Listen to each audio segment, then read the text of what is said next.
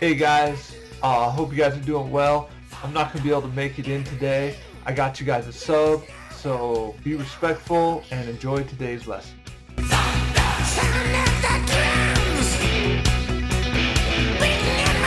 Hello, my name is T-Rex. You can call me Mr. Rex. I expect good behavior today. I don't believe in 1245. If you misbehave, I will eat you alive. Rawr! All right, let's see what we're learning about today. The Gilded Age. Do you know what gilded means? Golden. So this is the Golden Age. Last time, we learned about the first Industrial Revolution. This is the second Industrial Revolution. Do you remember what the main power source of the first Industrial Revolution was? Not water. Although that is the first power source, the main power source was coal. Because coal allows, or steam power, allows you to move the factories into the city. Remember that? Okay. So now what do you think the new power source is going to be? Oil. All right. And that's what we have today. Lots of oil. So let's see what we got here. Henry Ford. He's important in the assembly line. Tesla and Edison. We'll talk about historiography with them. And then captains of industry. And then we'll also talk about social Darwinism. Here we go. How does the assembly line improve manufacturing? Lowers the cost of the item and increases the speed at which you can make the item. When you have more supply, you can lower the cost. Over here in Nevada, there was a famous city. Do you remember what that city was called? Virginia City, that's right. And what did they find there? Big silver strike, Comstock lode. Very good.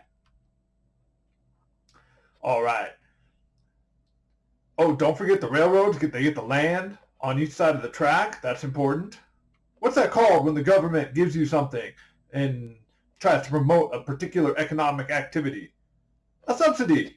Don't forget about government subsidies. Do we still have those today? We do. Rawr! All right. Steel replaces iron. Have you heard of the football team, the Steelers? I prefer the Toronto Raptors myself. There's no football team called the T-Rexes. Perhaps there should be. Rawr. All right. We got oil in 1859. Listen, I will never ask you, or Mr. Evans will never ask you the date of the first oil strike, but you should know that coal powers the first industrial revolution, oil powers the second industrial revolution. What industrial revolution are you living in now? The fourth one. All right. Okay. So the railroad increases the speed of the supply chain. Where it might have taken you months and months, almost a year, to get supplies out to Utah. Now you can get those same supplies in like maybe a week, a couple days, something like that. Okay, this is called historiography, and this is just bigger than the history class. Give me a second, hold on. Page 610 in your book.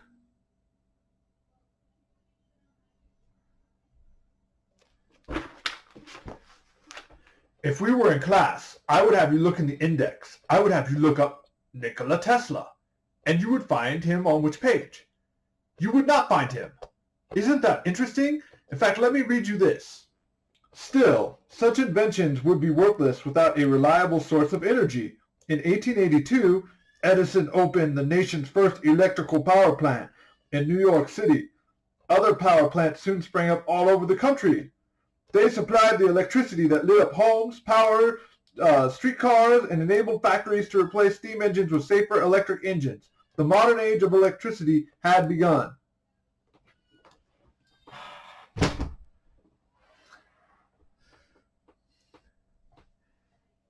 They don't even mention Tesla.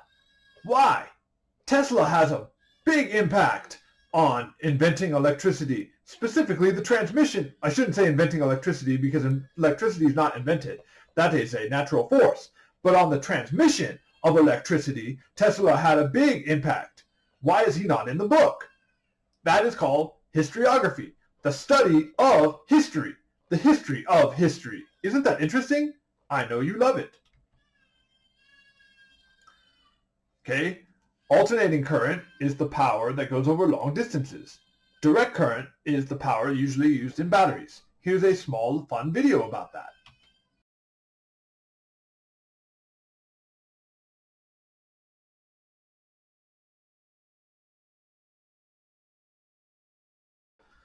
Nikola Tesla invented the concept and the machines that made alternating current possible. Does that make sense? Don't forget about Tesla, even though he's not in your book. Here's another small video.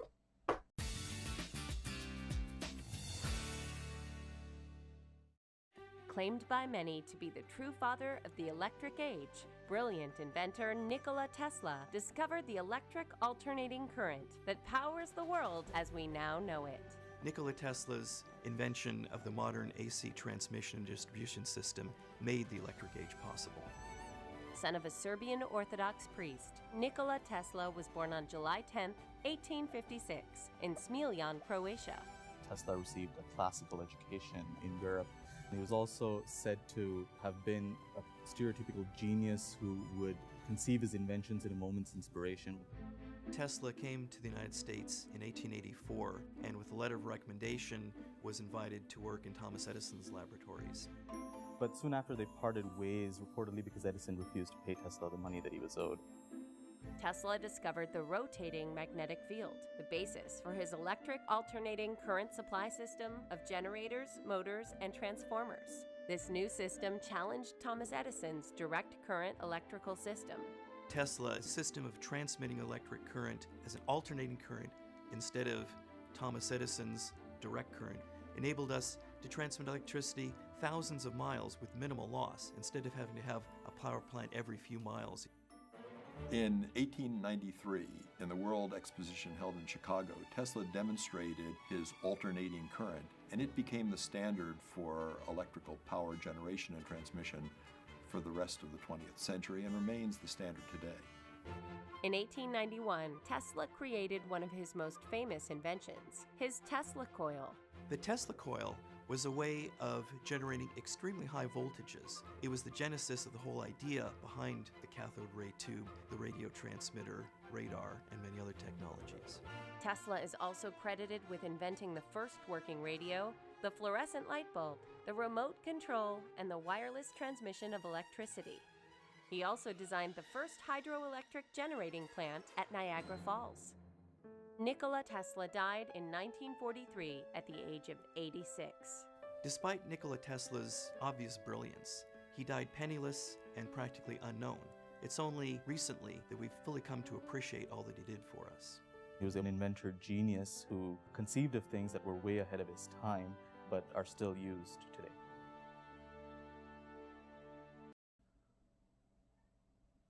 Okay, I'm back.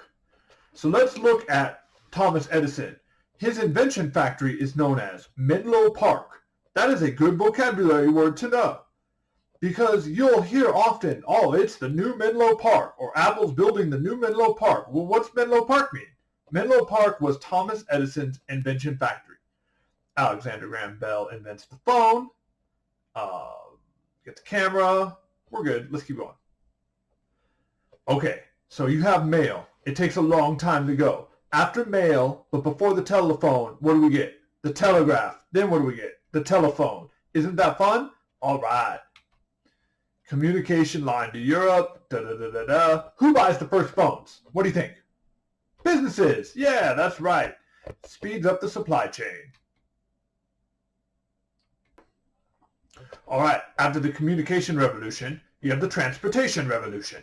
Everything is moving towards speeding up. Let's pretend you don't memorize all these slides. That's fine. Just understand how much faster things are getting. We are going from mail, which might take months, 3-4 months to get to the recipient, to email, which takes less than a second to get to the recipient. Does that make sense? Just like walking might take days, weeks, months, years, going on a railroad or driving in a car goes much faster. Everything is speeding up, speeding up, speeding up until you get to where we are today. Does that make sense? Okay, very good. Henry Ford is credited with the assembly line, where everybody puts together the parts as the line moves. Who created interchangeable parts?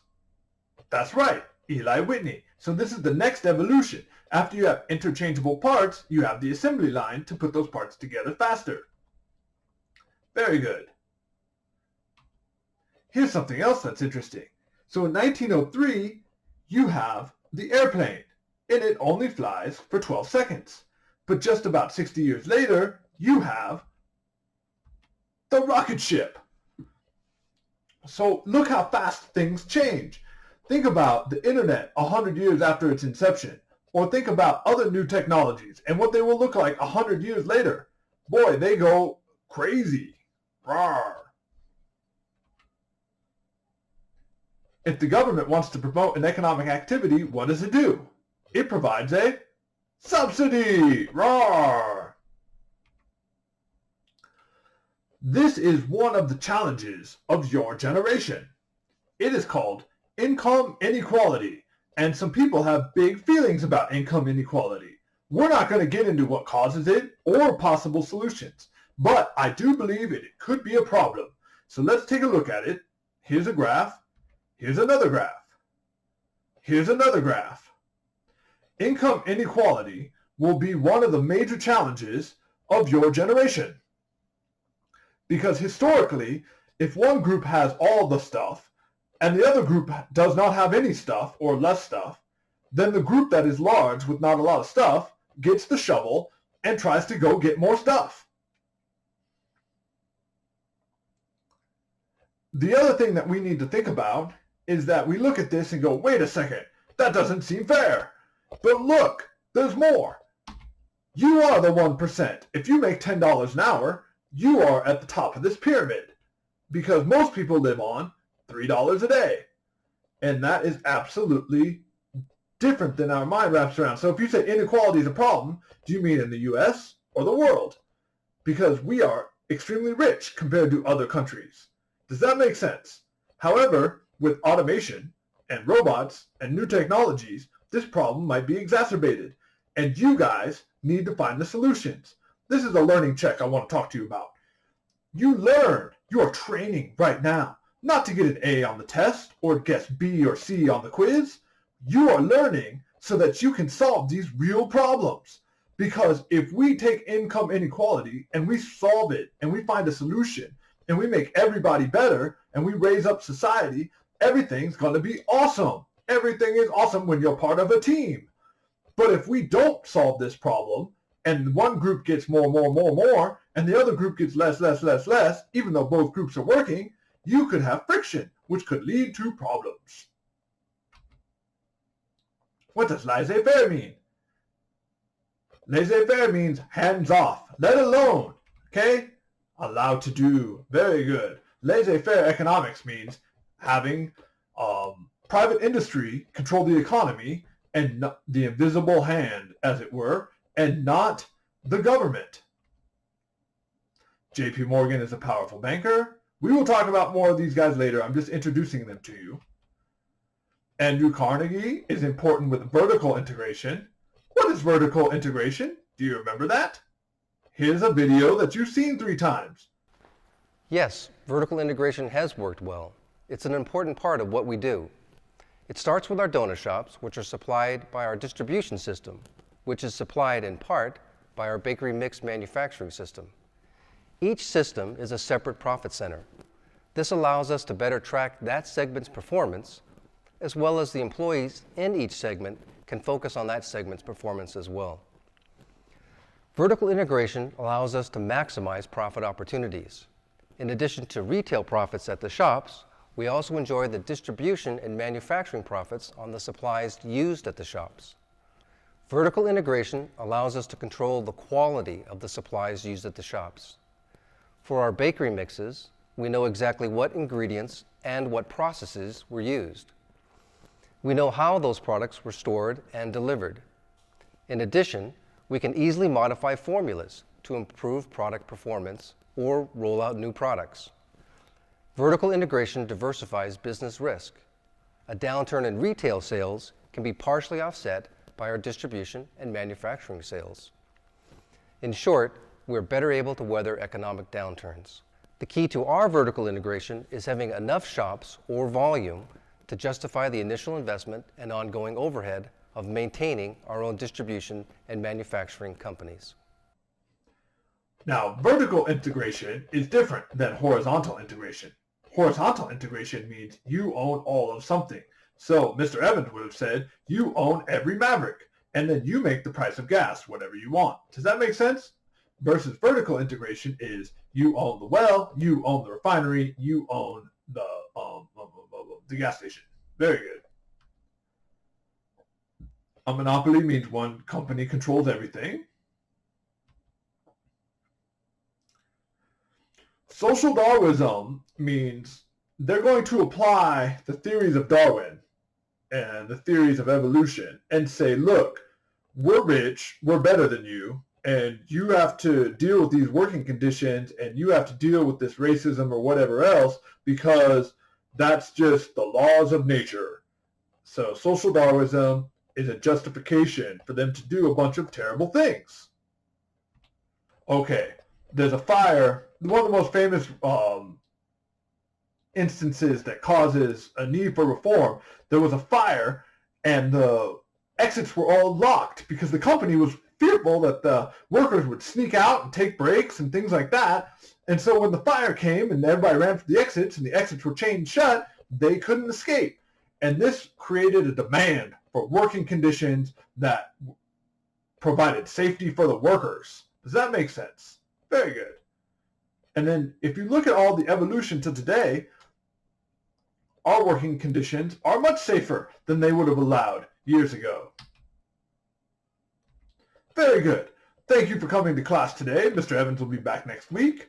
Hopefully he caught some good trout. And take care.